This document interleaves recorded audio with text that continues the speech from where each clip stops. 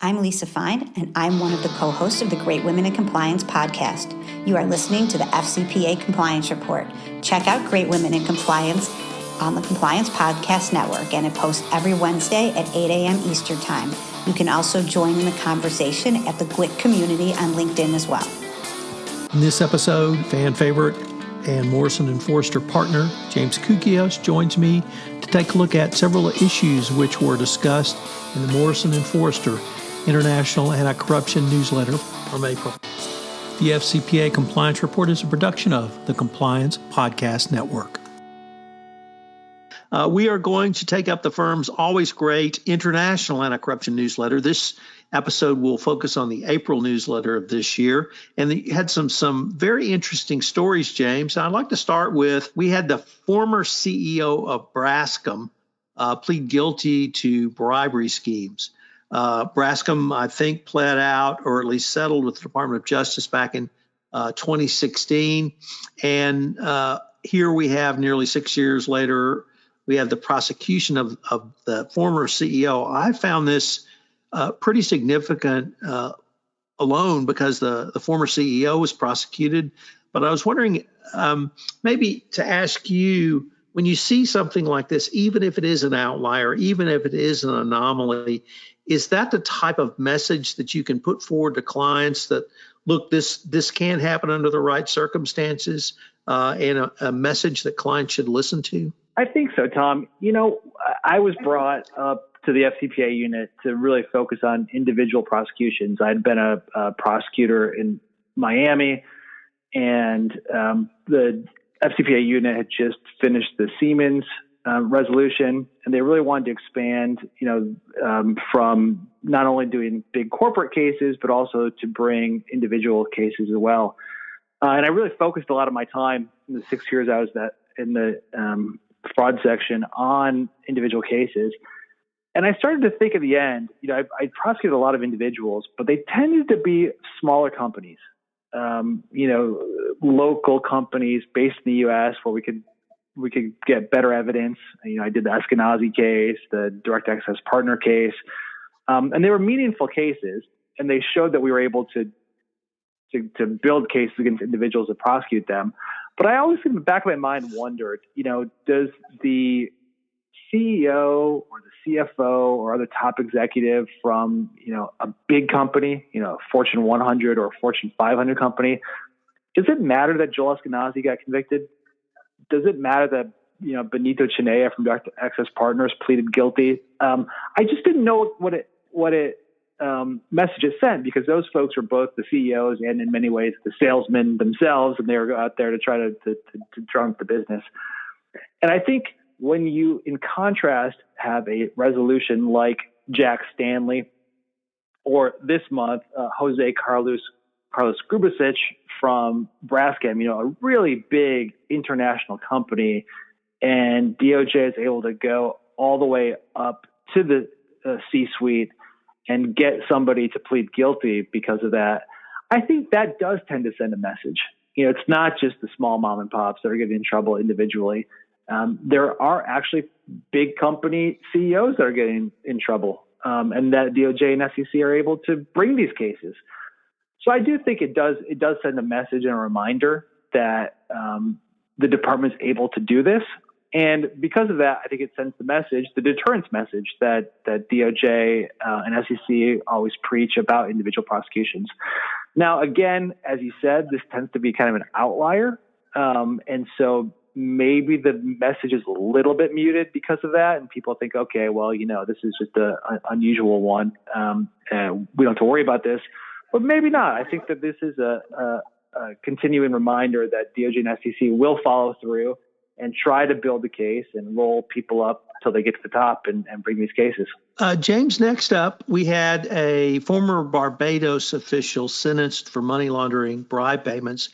And I really wanted to use this case to remind our audience that there's a wide arsenal of tools that the Department of Justice can use, even if a Barbados official may not be subject to the FCPA. If the DOJ can get a jurisdiction over him, they can reach foreign officials who receive a bribe or facilitate corruption. And I was wondering if you might be able to expand upon that for a little bit. So just a little bit of facts here. On April 27th, DOJ announced that a gentleman named Donville Innes, who was a former member of Parliament and Minister of Industry for International Business, Commerce, and Small Business Development in Barbados, had been sentenced to 2 years in prison. He had previously been convicted by a jury in Brooklyn in January of 2020 on several money laundering charges. Basically, the theory was that he had received bribes from the Insurance Corporation of Barbados in exchange for renewing contracts from the Barbados government to ensure government property worth over $100 million. Relatively small amount of bribes alleged, but still, as you said, DOJ was able to get jurisdiction over Mr. Innes, and I think largely built a case in part through cooperation of that company, the insurance company, as well as their own investigation. And as your listeners probably know, you can't bring FCPA charges against an official. It's a supply side, not a demand side statute. You can only bring FCPA charges against a bribe payer, not a bribe receiver. However, as you said, there are many different tools that DOJ can use to get at these things. And one of them that they've used for many years, and I did it as well when I was an FCA prosecutor, was in the right case, DOJ will bring money laundering charges against the bribe receiver, against the foreign official. They tend to be cases like this one, where there is a lot of interaction with the United States, and therefore there is an impact on the U.S. financial system. They tend not to bring these cases when there's, most of the bribery took place overseas and the money was really didn't go through the U.S. system. So DOJ does tend to use its discretion to bring these cases where there's a impact on the U.S. financial system. But they'll bring money laundering cases alleging that foreign officials are laundering the proceeds of an FCPA violation, even though they can't bring the FCPA violation directly against the official. The interesting thing, Tom, and I don't know if you've noticed this, but one of my observations for this year in particular is that DOJ is really using those money laundering charges against non-officials more and more. We would oftentimes bring those as companion charges. When we prosecuted people like Joel Eskenazi, for example, we charged him with both FCPA violations and money laundering violations. But I've been seeing almost a preference in some cases where DOJ is using just money laundering charges to go against, for example, professionals who are involved in a bribery scheme. Makes sense. They're probably the people who are laundering the money.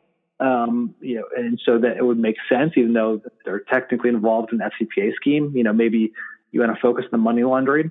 But it really does seem to me, at least, and I'm curious if you have seen this, Tom, that DOJ is really expanding its use of the money laundering statutes in FCPA cases. I don't want to say for better or worse, but one of the biggest areas seems to be in Latin America, PDVSA, Absolutely. Colombia, and several other Central American countries where the officials, for idiotic reasons known only to themselves, have submitted themselves to U.S. jurisdiction, either through coming here to visit or moving here, but they've all engaged in money laundering. So we've had a lot of agreed sentences and sentencing based upon those charges. And I think one day that those may form the basis of really, I don't think people are watching those enough because they say, oh, it's PDVSA, just another PDVSA case. They're all corrupt. Well, each individual case stands on its own facts and it stands for its own proposition as a precedent. So I think the DOJ is really creating quite a bit of precedent through what we probably do agree was a corrupt system. Nevertheless, it will provide that type of relief against foreign officials as long as we're still under the legal scheme we are in the U.S., where it is strictly a supply-side law. Yeah, it's very interesting, and those are exactly the cases I was thinking of, again, because so many of the folks from Ecuador and Venezuela travel to Miami or travel to Houston. They have meetings, they spend the money, they buy property, they use bank accounts, and so there's jurisdiction to bring those cases.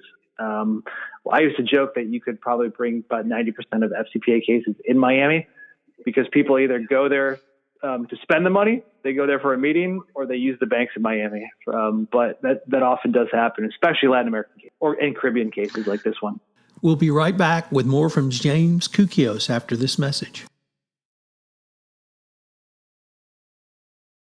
James, we had a former logistics company executive sentenced for a scheme to bribe a Russian official.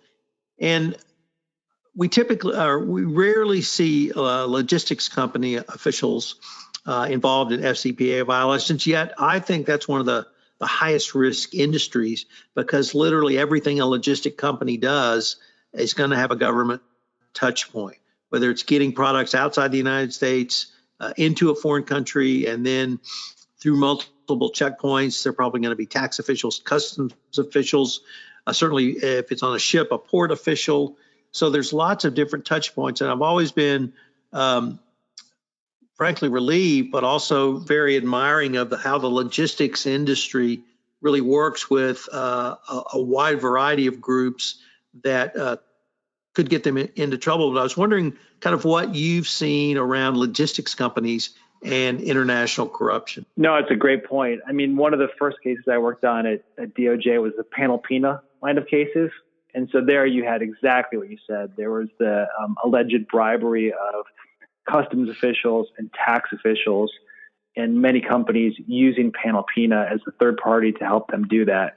Oftentimes in those cases, for example, there would be a need to get a person or a thing into a country very quickly.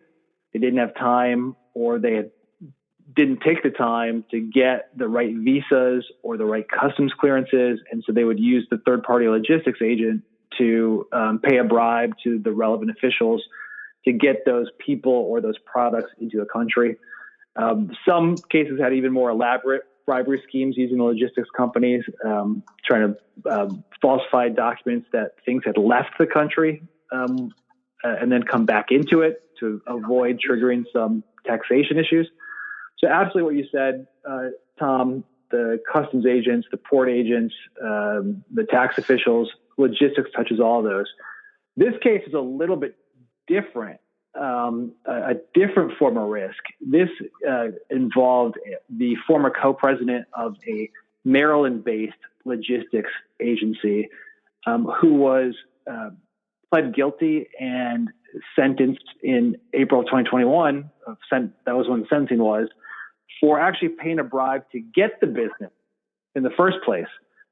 This is kind of a specialized logistics company. Their specialty was hauling uranium and nuclear components. And so the Darren Condrey, the former co-president of this logistics agency, pled guilty in connection with allegedly paying bribes to a Russian official who was in charge of Russia's state-owned or involved in Russia's state-owned uranium company to get those contracts to be able to actually deliver the uranium. So I think what you mentioned is the typical logistics risk.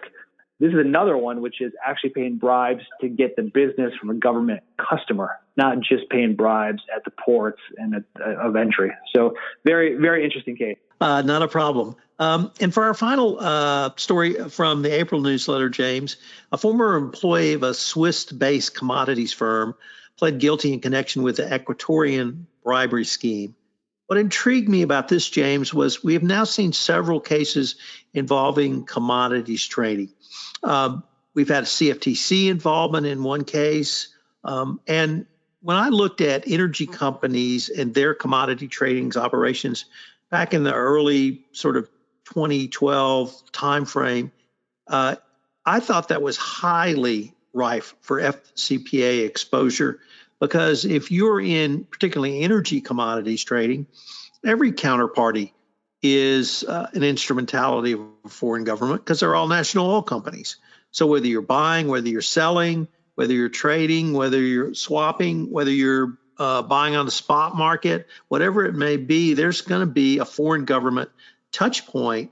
And now we've had a couple of these commodities trading cases. And so I really wanted to use this case to explore, how would you advise a client who has commodities trading operations to assess either their FCPA or other anti-corruption law exposure in that part of their business operation? Yeah, great question. And just to set the stage a little, on April 6th of 2021, Raymond Cahoot, who was reportedly an employee of a Gunvor Group, a European energy trading company, pleaded guilty to one count of conspiracy to launder the proceeds of the bribery scheme. Again, money laundering, not strictly FCPA, laundering bribes that were paid to Ecuador officials. So exactly what we were talking about earlier, Tom, which is money laundering involving South American state oil companies. So very interesting. But I think you're exactly right. I mean, for the exact reasons you said, if you are involved in commodities trading, especially with extractive commodities like oil, you need to assess your risk and say, am I dealing with a state-owned oil company in a high-risk jurisdiction? Just like you would if you were trying to get a license to explore for oil, or if you were trying to sell oil rigs to that state-owned oil company. You are in that risk area because you are dealing with what is most likely an instrumentality of a foreign government. For sure, DOJ and SEC have taken that position, and I think it's, depending on the facts, a very defensible position to do as well. So you need to apply the same type of compliance, risk analysis, and procedures for commodities trading with a state-owned oil company, just as you would if you were trying to sell something to it or get a license from it. And so to start out with, I mean, one of the obvious things, third-party risk. Just like in many of these cases, it's no different.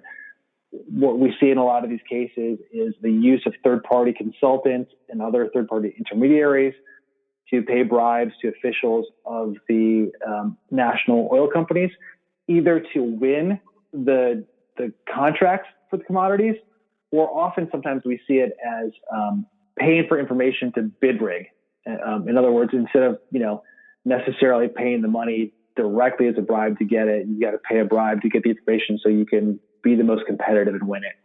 So you need to look into third-party risk and treat it like you would any other instrumentality of a foreign government that you're trying to do business with. A couple other things I think to look at would be, do you have unusually low rates? I mean, are you getting a particularly good deal here? Is there something else about the contract itself or the deal itself? Did we get just an amazing deal on this oil this time? Is this below market rate that we're getting? We're going to make more. That might signal some kind of something wrong with the deal itself, and then just to unexplained third parties or things like that. So I think from my perspective, commodities trading companies should look into these transactions just like they would any others as a high risk. I think that one other thing I would add, Tom, and I'm curious to get your thoughts on this, is if you're also moving commodities, you have to think about the exact same things we talk about logistics. If you're moving those commodities across borders, you may also have issues with customs brokers and things like that. And now, because exactly as you said, the CFTC is getting involved in the foreign bribery arena, to the extent that any bribes paid in connection with a commodity is involved, you're also going to have CFTC compliance issues as well, and need to really make sure that you're not only thinking about DOJ, FCPA compliance, but CFTC commodities compliance as well. It was always the case that when a company would do a self-disclosure to DOJ, a publicly traded company would do a self-disclosure to DOJ on an FCPA issue, there would be an expectation that there would be a parallel self-disclosure to SEC. If the alleged bribery scheme or the suspected bribery scheme involves a commodity, there's now essentially the same expectation that it will also be disclosed to the CFTC. So much more, when you're in the commodities business, it's a much more complicated landscape than it was years ago. And I'm wondering, Tom, did I miss any advice that you would give to a commodities company? Well, the only thing I would say is I had to look at that transportation issue once for an energy company. And it's not simply getting the product into port and dealing with customs. every port has a port captain, and that port captain is a foreign government official. And then every port has individual port pilots, and those port who pilot the ship into port. The best example is the Houston Ship Channel, which or any port of San Francisco, Port of New York, any port outside the United States, who have individual expertise in piloting through the narrows of a local port. Those are both foreign government officials. Then, of course, you have the inspectors who come on board. You have environmental inspectors. You have other inspectors who are looking at different issues relating to assessing whether ships are seaworthy. Those are also foreign government officials. I think at one point, other than the customs officials, which we all recognize, I thought I identified 8 different types of foreign government officials that were involved in getting a energy oil commodity into a port and lightering that fuel or offloading that fuel as well. So just a government touch point everywhere that's not on the high seas, literally. So I really thought that was an area that should be assessed for FCPA risk and put in a full risk management programs. So, but this the commodities trading, I really have seen this as an area that is ripe for this type of investigation and enforcement action when appropriate. And frankly, under this administration, it wouldn't surprise me at all to see not renewed, because it really hasn't been much to the fore, but a new vigor around this, James. Yeah, I think it's a great point. Very complicated industry, and you're right, a lot of government touch points, and so that always creates the FCPA risk. Well, James, unfortunately, we are at the end of our time for this episode. We're going to link to the April version of the anti-corruption international anti-corruption newsletter, and I can't look forward to seeing what May and June might bring us. Thanks, Tom. Look forward to coming back. This is Tom Fox again. Thank you for listening to this episode of the FCPA Compliance Report. If you're interested in history, specifically the Greek and Roman period, I hope you will check out the special podcast series Richard Lummis and I are running on 12 O'Clock High, a podcast on business leadership.